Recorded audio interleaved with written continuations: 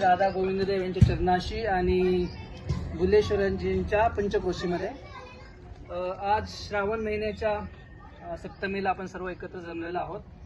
तर आम्ही जो एक पथनाट्य करणार आहोत त्याचं शीर्षक आहे जीवनसाथी. आणि एक छोटंसं बॅकग्राऊंड देण्याचं हे आहे. तर याच्यामध्ये जो पती आहे तो कृष्ण भावना भावित आहे, म्हणजे 5 वर्षापासून तो इस्कॉनशी निगडीत आहे. हिंदी में बात कर सकते हो? नहीं, एक्चुअली पूर्ण मराठी में केलं. ठीक है, जितना होगा मैं ट्राई करूंगा. ठीक है, हिंदी में. हाँ, ऐसे. तो वो एक्चुअली 5 साल से कृष्ण भावना इसमें है, कृष्ण भावनामृत में है. उसका इनिशिएशन हो गया है. उसका कर्मी नाम है रोहित और इनिशिएशन के बाद उसका नाम है कृष्णदास. तो और उसकी पत्नी जो है शादी से पहले ऐसा था कि उसके माता पिता का और सब रिलेटिव्स का ये था कि वो जो लड़की से शादी करेगा उसके उनके पसंद के अनुसार होना चाहिए और उनके कास्ट में भी होना चाहिए. तो एक उनका हर एक पेरेंट्स का एक ये होता है. तो ये सब ये करने के लिए उसने अपने पेरेंट्स की सुनी और अपने पेरेंट्स के हिसाब से उन्होंने एक शिल्पा नाम के लड़की से शादी की. ये शिल्पा जो है वो महाराष्ट्रीयन परिवार से है, एक मध्यम वर्गीय और सुसंस्कृत महाराष्ट्रीयन परिवार से है. उसको इस्कॉन के बारे में कुछ पता नहीं, लेकिन उसके कुछ रिलेटिव्स आए थे और तभी वो उनको लेके इस्कॉन टेम्पल में गई थी. तो ऐसी 2-3 बार वो इस्कॉन टेम्पल में गई है. उसको थोड़ा बहुत पता है संस्कृति के बारे में और इस्कॉन के बारे में भी, लेकिन एकदम डिटेल में उसको ज़्यादा कुछ पता नहीं है. कृष्ण भावना भावित नहीं है.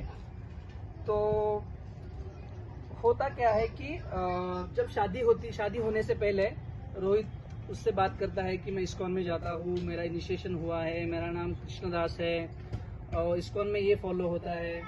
तो ये सब कुछ आइडिया उसने दी होती है.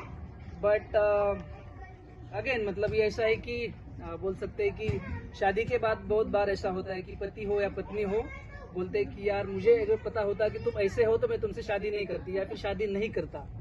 तो ये सारा इंश्योरेंस कवरेज करने के लिए उसने पहले से बताया था कि मैं इस्कॉन में जाता हूँ और मेरा ये बैकग्राउंड है. तो ये लघु पथनाट्य के द्वारा हम लोग ये कहना चाह रहे हैं, प्रस्तुत करेंगे कि शादी के पहले एक कृष्ण भावना भावित या कृष्ण भावना से जुड़ी एक भक्त है और जो उसकी होने वाली पत्नी है, हुई पत्नी, अभी शादी हुई दोनों की, तो उनमें क्या किस तरह से कुछ क्लेश हो या फिर डिफरेंसेस हो सकते हैं. बिकॉज अल्टीमेटली ये कल्चरल अपब्रिंगिंग है, because he is coming from Krishna भावना भाविक culture and she is coming from the pure Maharashtrian family and culture. तर लग्न झालेलं आहे आणि लग्नानंतरचा दुसरा दिवस. रोहित सकाळी उठून अंघोळ वगैरे करून तयार होत आहे.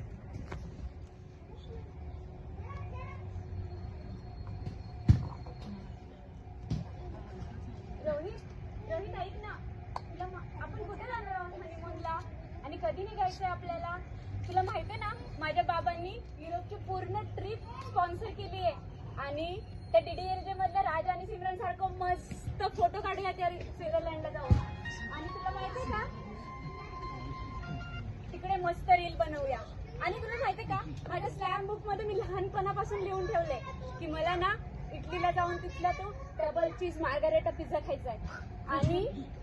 आणि तिथलं ते जरा त्या 7 आश्चर्यांपैकी एक आश्चर्य आहे ना आयफेल टावर, तिथं मस्त सेल्फी काढूया यार दोघं जण. चालेल ना? कधी जाणार आहोत सांग ना. हनीमून? शिल्पा तू काय बोलतेस? बाबा बिलकुल नाही, माझ्या चिंतन हे होणारच नाही. तू ज्या काही देशांची नावं घेतलीस हे सगळे पापी देश आहेत. तिथे राहणारे सगळे लोक अतिशय पापी आहेत. मांस भक्षण करतात, दारू पितात, त्यानंतर कॅसिनो मध्ये जाऊन ते दररोज जुगार खेळतात. हे त्यांचं ती लाईफस्टाईलच आहे. तर ह्या देशामध्ये जाऊन मी माझ्यावरती अंगावरती पाप ओढून घेणार नाही. तर इकडे मी तुला बिलकुल घेऊन जाणार नाही. त्याऐवजी तू ऐक, तुला एकदम चांगला प्लॅन सांगतो. आपण काय करूया, वृंदावनला जाऊया, मायापूरला जाऊया. आणि आत्ताच लग्न झालंय आपलं, तर तिथे गेल्यावरती आपल्याला सगळ्यांचे आशीर्वाद भेटतील, आपलं मंगलमय जीवन सुरू होईल. कशाला जायचं आहे सगळं युरोपमध्ये? आपण इकडेच जाऊया, मस्त आनंद घेऊया आणि तुला खूप आवडेल बघ. अरे पण असं काय करतोस? सगळेच जातात ना हनीमूनला लग्न झाल्यावर. आणि तुला माहित आहे का की रॉकी आणि मिंटी आहे ना ते तर कुठे मालदीव्सला जाऊन आले आणि कोमल आणि विनय ते सिंगापूरला गेले होते. आपण ऍटलीस्ट स्वित्झर्लंडला तरी नको का जायला? अशा प्रकारे 6 महिने यांचं थोडंसं भांडण चालतं. नवरा ही ऐकत नाही आणि बायकोचेही बरेच सारे डिमांड असतात. पण 6 महिने असेच निघून जातात आणि 6 महिन्यानंतर पुढे आपण पाहूया काय होतंय ते.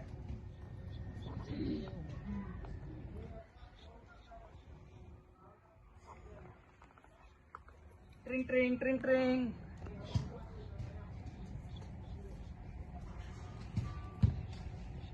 हॅलो, हा मीना बोल ना, कशी आहेस तू? अरे यार मी पण छान. माझं थोडंफार चालू असतं, तुला माहिती आहे ना. पण बोल, काय बोलतेस? अच्छा, 15 ऑगस्टला लोणावळ्याला जातात ते. अच्छा, लॉंग विकेंड आला म्हणून. ओ सो नाईस. मी विचारू, काय म्हणतेस? वॉटर पार्कला पण मजा येणार यार. हो कार्टिंग, मला तर ते खूप आवडतं.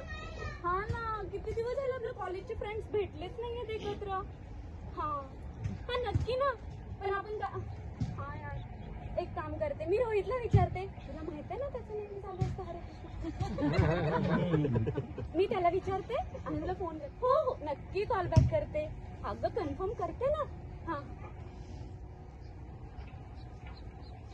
रोहित, रोहित ऐक ना, तुला माहित आहे ना माझी ती फ्रेंड मीना. कोण मीना? अरे नाही तर तिने आपल्या लग्नामध्ये ती मोठी लव बर्डची फ्रेम गिफ्ट केली होती. हा मीना, जिने एमजी रोडवरून तिने 50 रुपयाची फ्रेम दिली, 10 दिवसामध्ये तुटली होती ती मीना. ऐक ना, आपण काय तिने एक प्लॅन बनवलाय. आता 15 ऑगस्टला लॉंग विकेंड येतोय ना, तर आपण लोणावळ्याला जाऊया. 3 दिवसाचं मस्त रिसॉर्ट बुक केलंय तिने आणि छान मजा करूया. गो कार्टिंग वगैरे करूया. वॉटर पार्कला पण जाऊयात यार, मजा येईल. अरे तुला मी 1 महिन्यापूर्वीच सांगितलंय की आता आपल्याला 3 दिवस महत्वाचे कार्यक्रम आहेत. परदेशातून प्रभूजी येणार आहेत, माझे फेवरेट ऑथर येणार आहे, त्यांचं बुक लॉन्चिंग आहे. मी 1 महिन्यापासून प्लॅन करतोय, त्यांची बुक घेऊन ऑटोग्राफ घेणार आहे. आणि हे 3 दिवस आपल्याला सेवा पण आहे मंदिरमध्ये. आपल्या काउन्सिलरनी ग्रुपवरती मेसेज टाकलाय. कोण पण सेवेला येणार आहे. आपल्याला नाही दिलं. तर आपल्याला जर आपण नाही गेलो तर कोण सेवा करेल तिथे?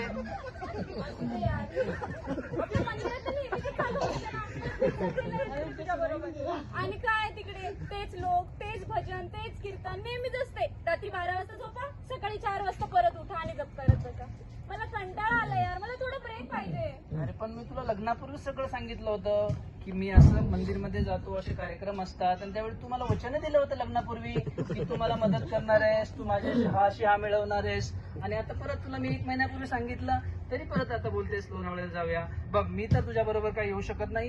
हे 3 दिवस माझ्यासाठी अतिशय महत्वाचे आहे. मी सगळे माझे जे युवती मित्र आहेत त्यांच्याशी सगळ्यांशी बोललोय.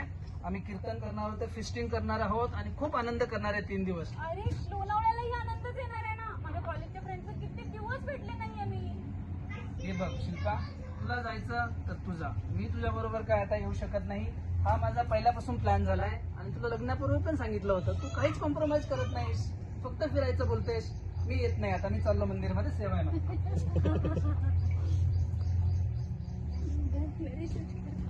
ठीक आहे. अशा प्रकारे हे पथनाट्य असल्यामुळे छोटं होतं आणि एवढंच होतं. इथे आपण कन्क्लूड करूया. तर 2 मिनिटं घेतो, 1-2 प्रश्न विचारूया, नंतर तुम्ही याच्यावरती विश्लेषण द्या. तर मग आपल्या सर्वांसाठी मला हे विचारायचं होतं की ह्या भांडणामध्ये दोघांच्या कोण बरोबर आहे तुमच्या मते आणि कोण चुकीचं आहे? जस्ट ओके, तो ये दोनों का जो झगड़ा हुआ तो इसमें आपको क्या लगता है कि कौन सही है? रोहित सही है या कृष्णदास सही है या शिल्पा सही है? दोनों गलत है और दोनों सही है. हाँ, तो फिर उसका थोड़ा सा इलॉबरेशन मिलेगा तो अच्छा होगा. तो समझ जाए. क्यों बताइए क्यों ऐसा लगता है कि शिल्पा सही है? हाँ, यस. तो मेरे हिसाब से